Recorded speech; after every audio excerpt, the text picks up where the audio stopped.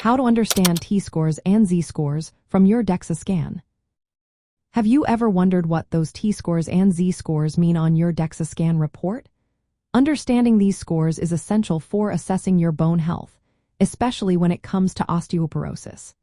A DEXA scan, which stands for Dual Energy X-ray Absorptiometry, measures your bone mineral density. This test is primarily used to diagnose osteoporosis and evaluate your risk of fractures. Let's start with T-scores.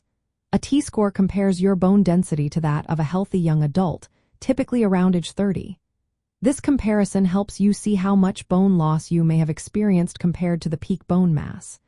T-scores are expressed in standard deviations from the mean of that young adult population.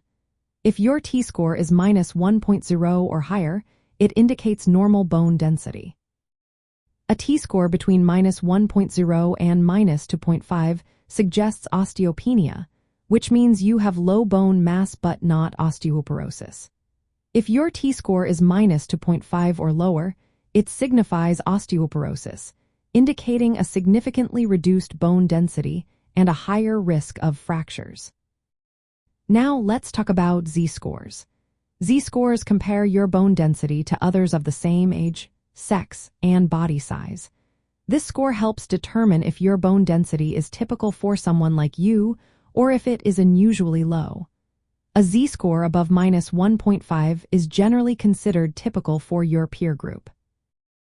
If your Z-score is below -1.5 or even -2.0, it may indicate that your bone density is lower than expected for your age, which could suggest other medical conditions or medications causing bone loss.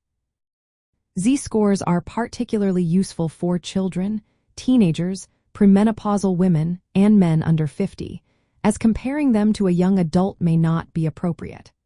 However, for older adults, a normal Z-score does not rule out osteoporosis since bone density naturally declines with age.